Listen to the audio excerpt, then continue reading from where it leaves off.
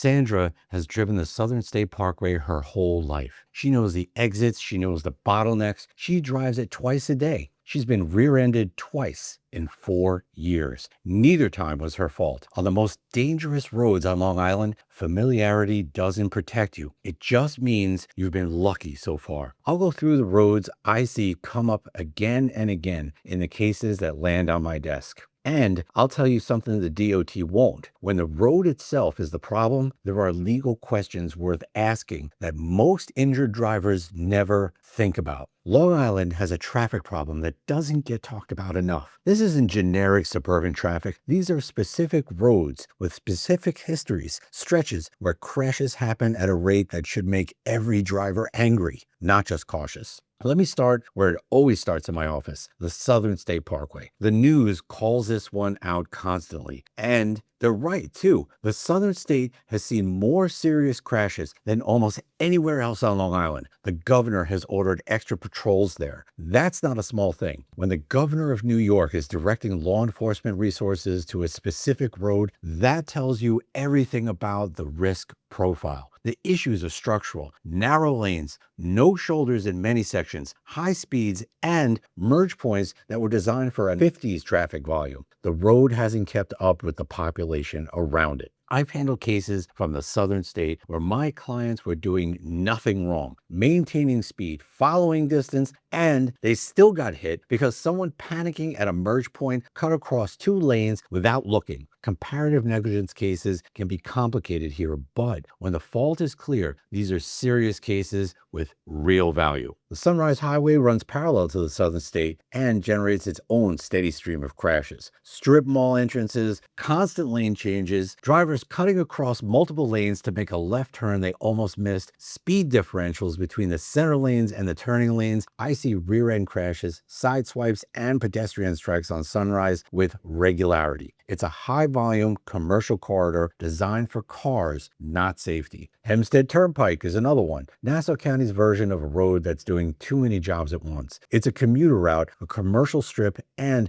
a cut-through for people trying to avoid the parkways. The result is unpredictable mixed traffic. Delivery trucks, passenger cars, cyclists, pedestrians at intersections with inadequate crossing time. When speed and pedestrian activity collide like that, the injuries are serious. Then there's the Long Island Expressway, the LIE. The most frustrating road in the country by most metrics. Chronic congestion means you get the worst of both worlds. Long periods of stop and go, followed by sudden acceleration when traffic breaks. Rear-end chains, sudden braking, and a baseline of driver frustration that leads to aggressive lane changes and tailgating. If you've been rear-ended on the LIE during the morning or evening rush, you already know exactly what I'm describing. Have you had a close call on one of these roads? Tell me which one in the comments. I want to know what people are actually experiencing out there, not what traffic reports say. Here's what most injured drivers don't think to ask. Is there ever a case against the government for road design? Yes. In New York, you can bring a claim against a municipality or state agency when a road defect contributed to your crash. Dangerous design, inadequate signage, potholes that have created a hazard, missing guardrails. These cases are harder than a standard car accident claim. There are specific notice requirements and shorter filing deadlines that apply to government defendants. If you miss the notice of claim window, the case is gone. But they are viable. I've seen them work. The critical rule: if you think the road condition contributed to your crash, whether it's a state parkway, a county road, or even a local street, flag that immediately. Document it, photograph it, because the timeline to preserve a claim against a government entity is much shorter than the standard 3-year personal injury window. And if you're driving into the city regularly, we have a companion video on the most dangerous intersections in New York City. Queens Boulevard alone has a nickname you won't believe. The legal landscape shifts in the city too. And what applies on Long Island doesn't always apply the same way once you cross into the 5 boroughs. The other thing to know: when you're injured on Long Island's worst roads, New York's no-fault system kicks in first. Your own insurance pays initial medical bills regardless of who caused the crash, but that doesn't mean the other driver walks away clean. When injuries hit the serious injury threshold, and with crashes at highway speed they often do, you have every right to pursue a claim against the at-fault driver. No fault is a floor, not a ceiling.